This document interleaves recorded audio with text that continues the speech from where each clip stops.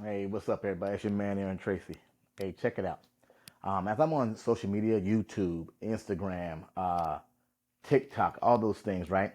I'm seeing a lot of people out here talking, telling you, and how do you become a six-figure hairstylist or $1 million hairstylist or $1 million barber or six-figure barber, and they're giving you all these how-tos and these steps, one, two, three, on how to become this. And they got a whole blueprint, and I just want to help dispel some things for you, some misconceptions. First and foremost, the key thing if you want to be a six-figure hairstylist is take your butt to work. I know too many hairstylists who aren't working. What I mean by that, they're working 2 days a week and trying to make six figures. I'm not saying it can't happen. You're working harder trying to make it happen. Um, it's simple math. If you want to make 100 grand a year, 200 grand a year, take it and figure out how much you have to make every month. Then break it down how much you have to make every week. Then break it down how many you're going to make, how many heads you're going to need a day to reach your target goal or your financial goal. First and foremost. Second of all, I see too many of us hairstylists or barbers, for that matter, sending clients out the door.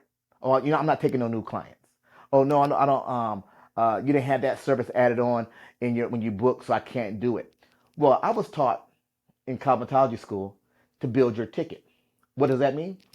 It means if somebody booked for a wash and style, upcharge them to a haircut or a conditioning service or a color service. It's always about upcharging.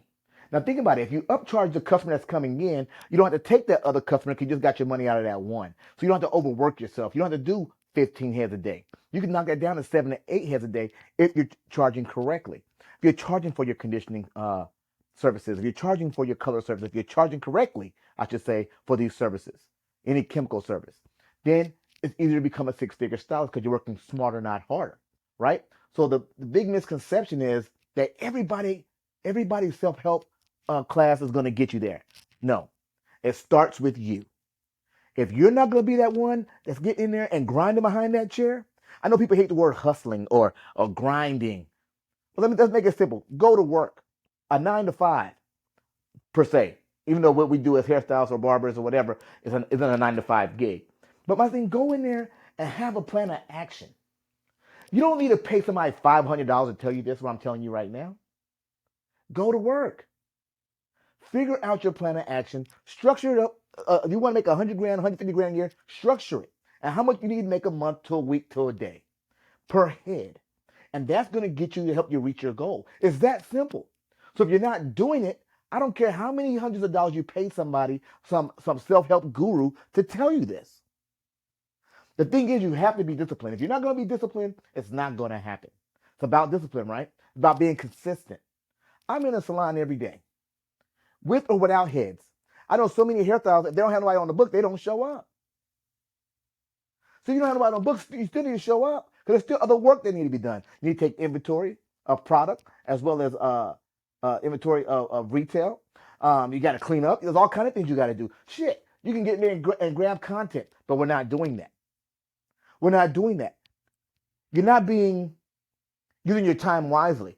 And a lot of people who up here say, well, I'm booked. They're booked 2 or 3 days a week. Well, the other four.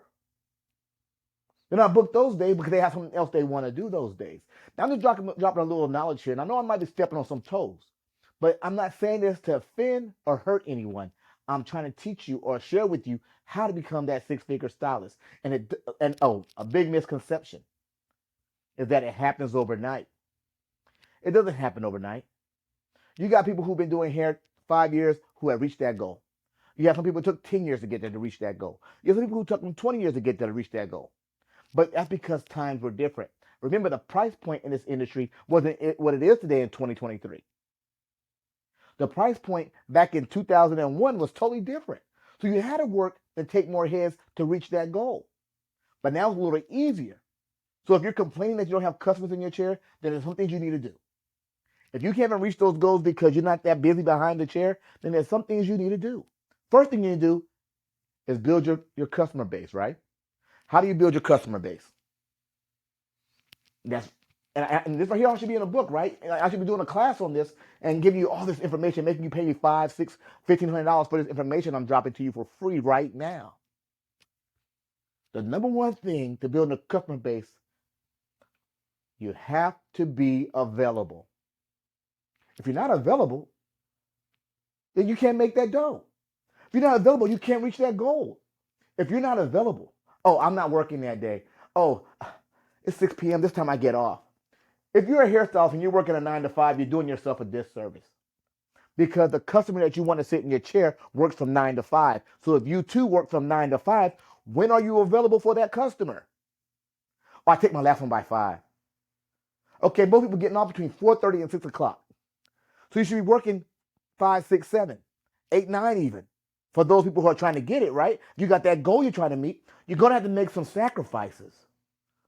Listen, I got 3 children. And I had to make sacrifices and not spend time in the evening and help out with homework because I was at the salon building a business, building a brand. There's people in our industry right now that you guys know who have made it and you guys look up to. These people have built a brand. These people have did what it was necessary to build a brand. They sacrificed. If you talk to any one of them, I don't care if they're working 1 day a week or 7 days a week, they're going to tell you they had to make sacrifice to build their brand. What sacrifices are you making?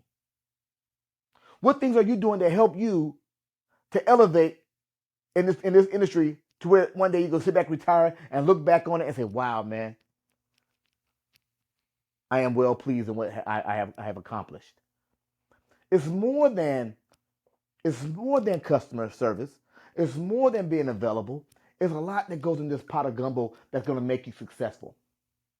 One, like I said, having a customer base. 2, having client retention, making sure they return. Make sure you reschedule them. And 3, which is just as important as the other 2, you have to home in on your skill.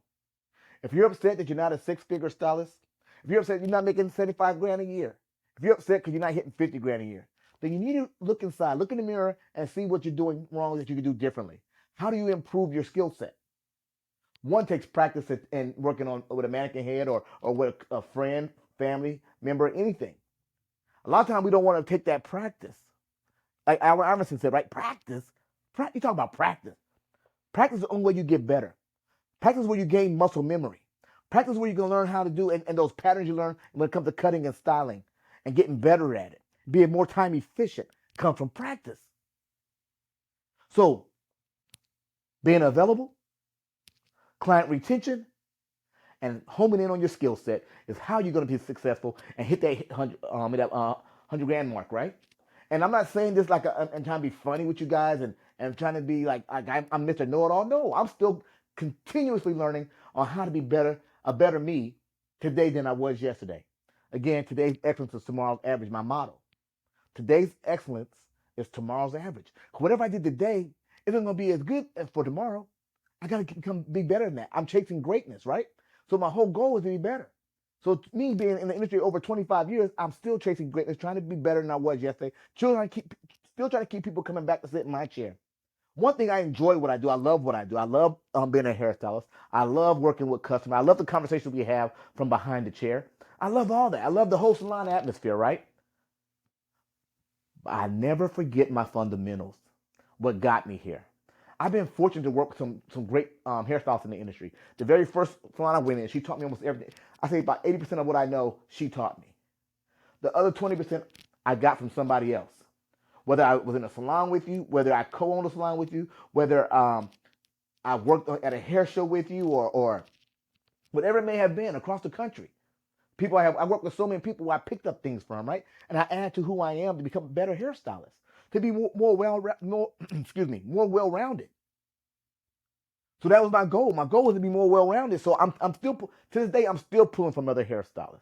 If I see you on YouTube, Instagram, whatever, and I see something you do that I like, or a style that I used to do, or that inspired me to recreate that, I'm going all in. I'm trying to separate myself from everybody else. And it's no diss to you or anybody in this industry. But I got to think about how I eat. I got to think about my production behind the chair.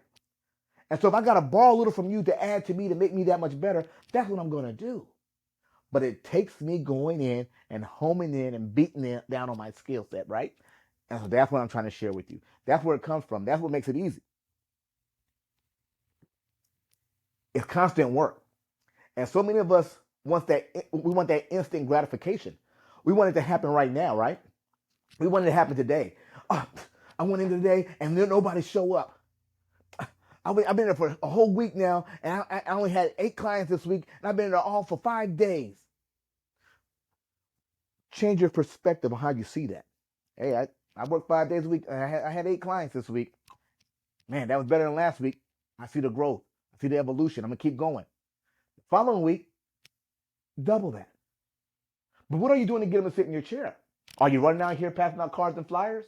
Are you going out here doing Instagram videos and YouTube videos or shorts and things like that to help push you and show people your talent and show them your worth, your value?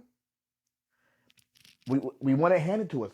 We want that again, the instant gratification. We want to we're entitled that people should sit in our chair. Listen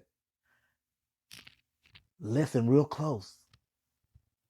Your customers or any customer don't owe you shit. They don't owe you a thing. They don't owe you time in your chair. You have to prove to them why they should be sitting in your chair. And once they get in your chair, then you got to show out. You got to give them something to talk about. You got to give them something to talk about. Run out here in the street and say, hey, Miss B did my hair and she did an amazing job. You got to go check her out. Is that what you're doing? Or are you being lazy behind the chair? Lazy with your hair cutting, lazy with your color placement, lazy with all that, right? Because remember, it's your reputation. Your reputation will give them to sit in your chair. I mean, I'm doing a whole lot of talking right now, dropping a whole lot of jewels right now, good information. And so I hope, y'all picking it up. And there's more I want to give. But before I go, I really can't give you more than that. But I get you a whole lot of free game, right? So what I'm going to share with you real quick is I do one-on-one classes. I do group classes, whether virtual or in person. Reach out to me at irockhair.com, on Instagram at irock_hair. I'm on YouTube at Aaron Tracy, also irockhair.com. Listen, reach out to me how you want to. I'm doing free classes, not free classes. I'm doing one-on-one classes. I'm doing group classes, whether virtual or in person. It doesn't matter. Matter of fact, I said free class. You know what? I'm going to do a free class. Look for it. I'm going to do a free class, free cutting class. And in that cutting class, I'm going to tell you how I cut and my perspective of cutting. I'm also going to share with you industry knowledge, as I shared just a minute ago. I'm going to share all kind of things like that because, again, one thing I want you guys to look out and change your perspective on how you see things. Quit seeing the negative and start looking at the positive or the positive outlook on things, right? You got to change your paradigm. Okay, that's me, your man Aaron Tracy. Drop a little couple nuggets right there. Like I said, I'm going to put out a free class. I don't know when yet. I'm working on that now. I'm going to throw out a free class. It's going to be on Riverside FM, and it's going to be limited seating, okay? It's going to be about 50 people. I'm going to make room for 50 people. So if you get in, you get in. If you don't, catch the next one. But this will probably be the only free class I give. I'm going to throw a free class out there for you guys, all right? Again, it's your man, Aaron Tracy. Thank you guys for watching.